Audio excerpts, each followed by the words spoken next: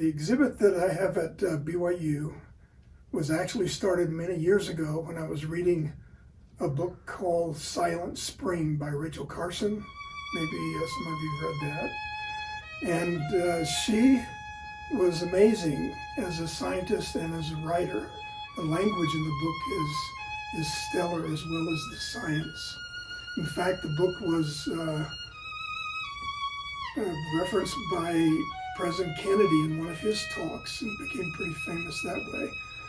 And its basic premise is that our use of insecticides and pesticides indiscriminately at that time back in the 50s and 60s was having an impact on the environment that most people were not aware of. And whether or not the pesticide companies were aware of it or not is another issue, but the public was not. She started noticing that birds would sit on their eggs and they would break. The shells were kind of too fragile. Amphibians were starting to have mutations. All kinds of these cues in the environment started to pique her interest as to what was the cause. And so her analysis wound up looking at DDT and other pesticides. And so she went on this writing frenzy and came up with this wonderful book, Silent Spring. And that was the beginning of today's environmental movement, actually. And so that, in relationship to my desires to kind of start working with natural materials, evolved into what is at this exhibit. It's called Silent Spring, after the book, and the Anthropocene. And we are now in this Anthropocene epoch in our evolution as a human species and as a planet.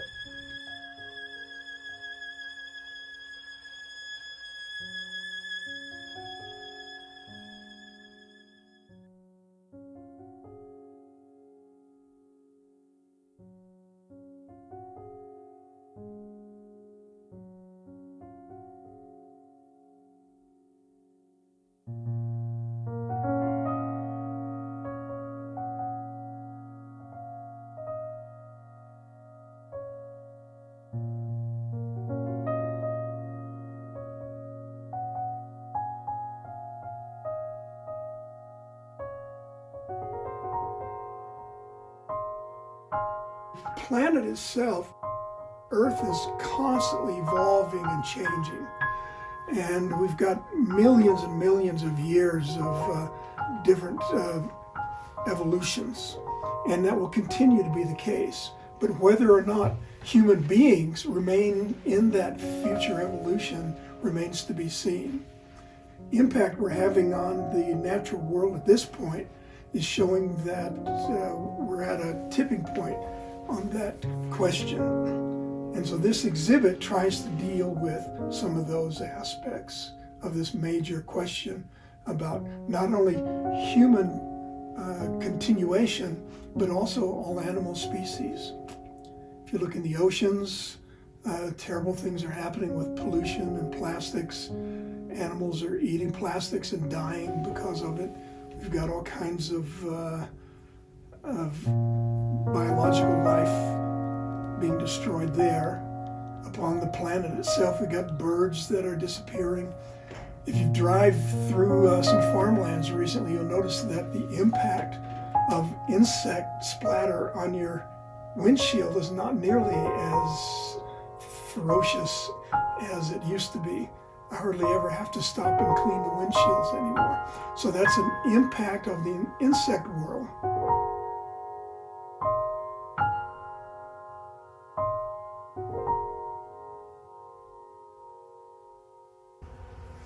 If you lose the insects, you lose pollination, you lose agriculture. It's just this constant domino effect on the planet in terms of the impact that the human species has had upon it.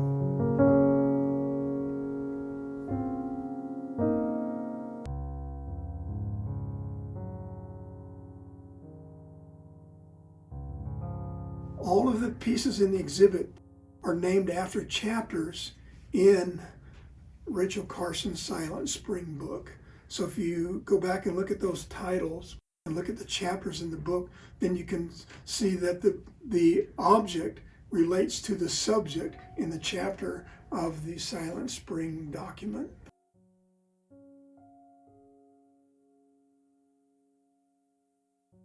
Coming into the exhibit from the north or the south, and on the north end is a platform that has 3 large blocks of salt.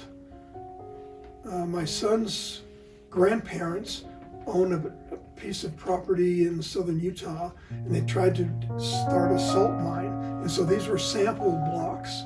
And so on top of those, I was able to place this beautiful wasp's nest that I found at a Native American store. And then juxtaposed with that was writings by Rachel Carson.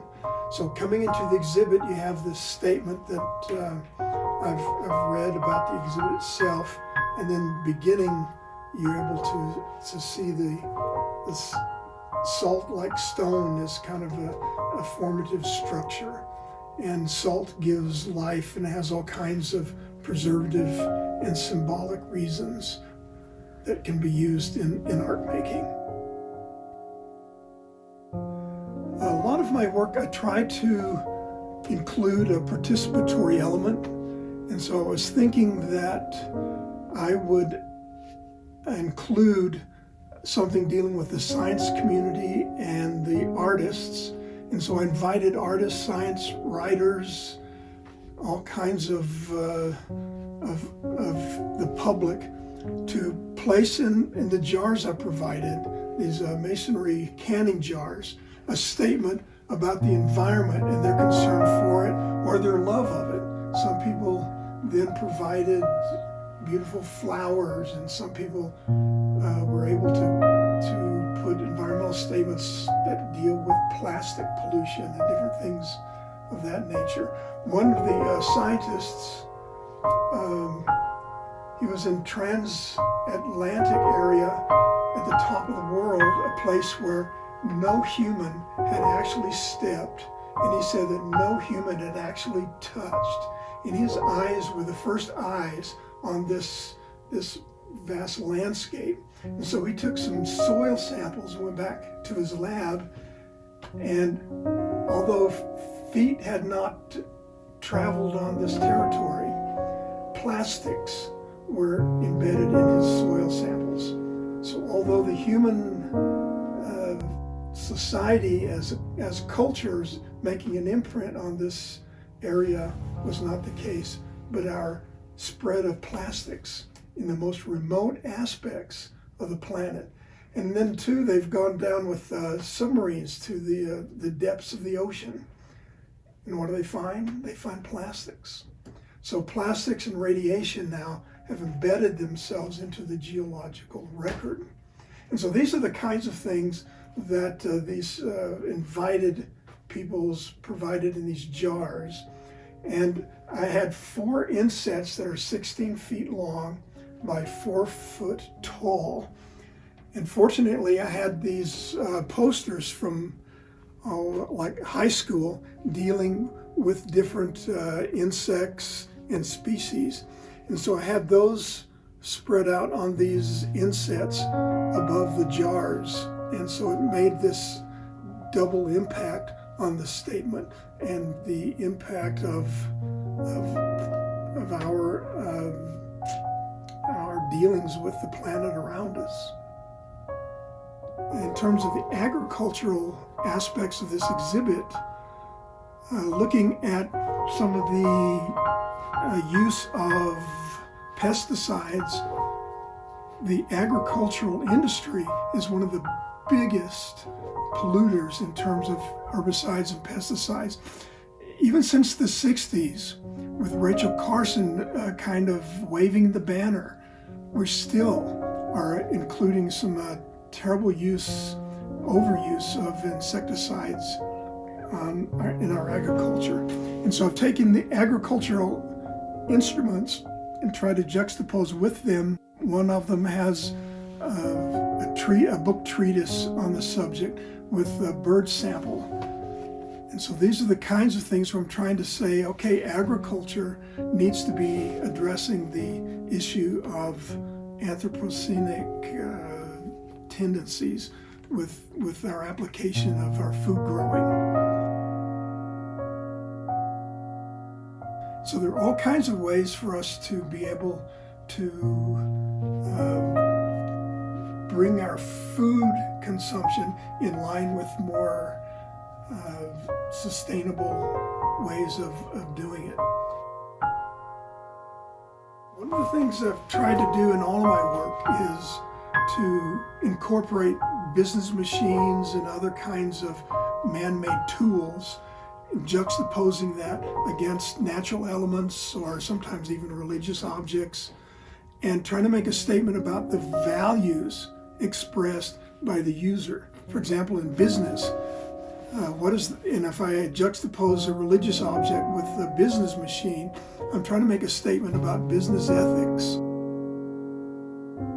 Juxtaposing farm tools, business machines, and other types of equipment against some dissimilar objects. And this gets over into the formalistic aspects of my work, which is basically dealing with assemblage. And so taking disparate objects, some of them used, mostly found in yard sales, antique shops, that sort of thing. And being able to bring those elements together in a way to make a communicative statement about our time, and in terms of our ethics, our morals, our religious spirituality, different components of what makes human beings such a dominant force on our planet.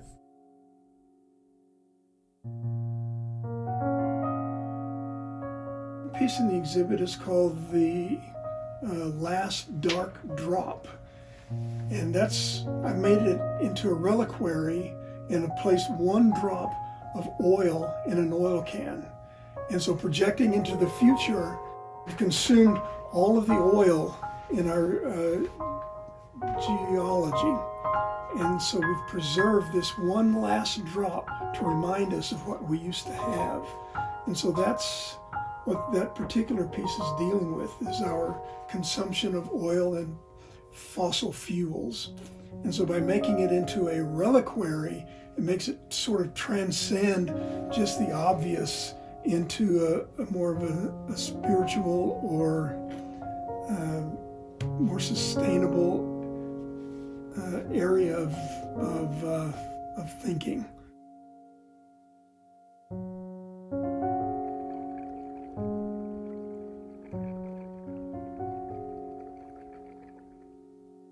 Quite a few years ago, I was heading up to Logan, Utah, and on the freeway just off to the left was Smith and Edwards, which was a military surplus place.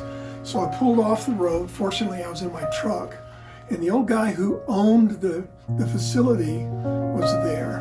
And so he took me around and showed me all kinds of wonderful things. I was able to pick up some bombshells and other kinds of stuff I use in my work. But I also found these two litters, these rescue litters. And I thought, well, someday I'll be able to find a way to use those. And so they were stored in my studio for years and years. And then when I started working on this series, this Anthropocene series, I started thinking about litter and rescue. And who is it that's being rescued? Well, we need to be rescuing the planet. And so I was able to find two yokes that were used for herding oxen, and I embedded those into the litters, making a cross element. And then suspended on those, I was able to find these black globes. And from there, I was able to make the statement about rescuing the planet. And in so doing, we're rescuing ourselves.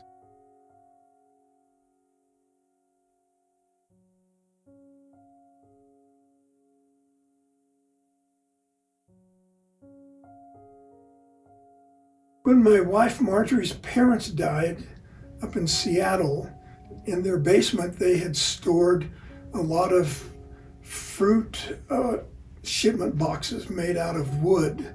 And one of her brothers was going to donate them to the Boy Scouts. And I said, no, I think those need to come with me back to Utah. And so I stored those boxes for many years, knowing that at some point I would be able to execute what was kind of in my mind.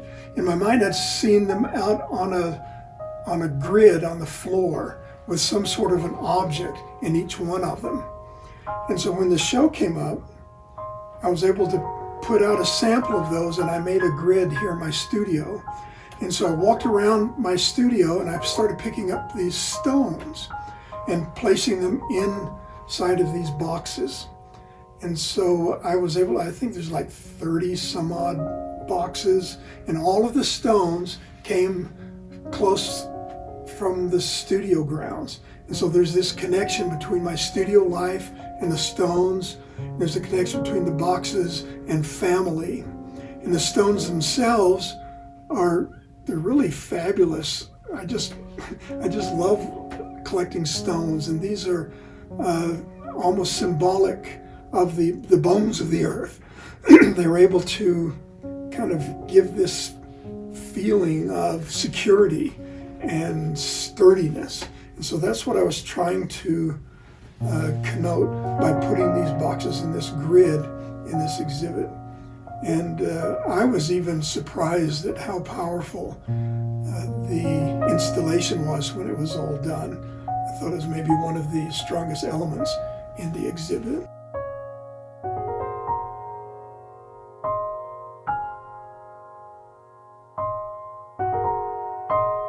When I was a kid, we would put up the ironing board and put a sheet of wax paper on top of it, and then place stuff on top of the wax paper, and then put another sheet on top of that, and then iron it. And so we're embedding these objects into this waxed paper. And so when I was working on this series, I thought I would like to take fragments of Rachel Carson's Silent Spring, and then a book I had read a couple of times by Ed Abbey, which is Desert Solitaire. So I thought I'd name this piece Silent Solitaire.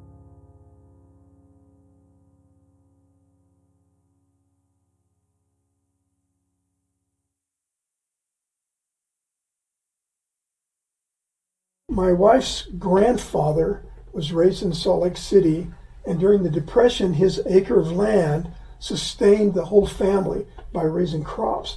And one of his tools was this scythe, and I was able to inherit that. And so I used that scythe in this one piece that deals with agriculture.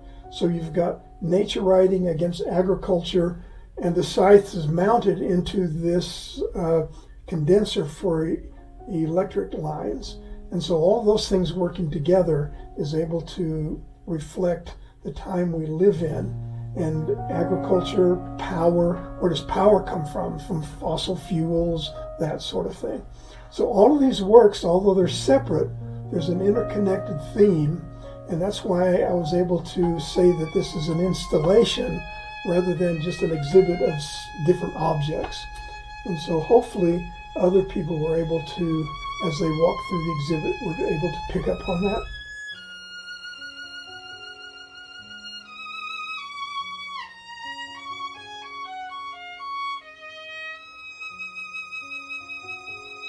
Another piece in the show is a piece that I call Grotto.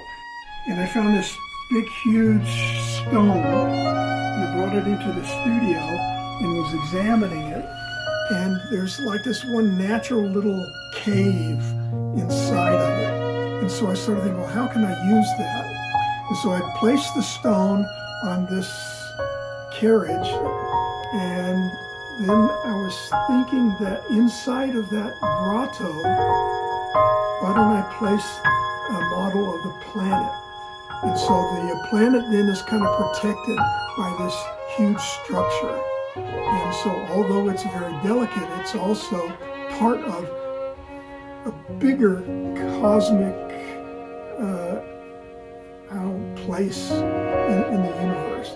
And so hopefully, as we look at our own little planet, like Carl Sagan says, the little blue gem, and start to expand our vision, like with the Hubble telescope, looking at some of those photographs, seeing how vast the universe is. And if we think, okay, how small we are in comparison to it, but by the same token, we are still a part of it. Even though we're a small aspect, we are connected. This interconnectivity is something that is, we can't get away from it. And so in terms of our human relationships, in terms of our relationship to the natural world, to the world around us in all dimensions, we're interconnected. And if we can truly start to grasp that and to go back to the old golden rules and treat others as we would like to be treated ourselves, treat animals and other sentient beings the same way, I think we'll be able to start getting our act together as a human species and hopefully be able to right the planet that we're kind of destroying at this point.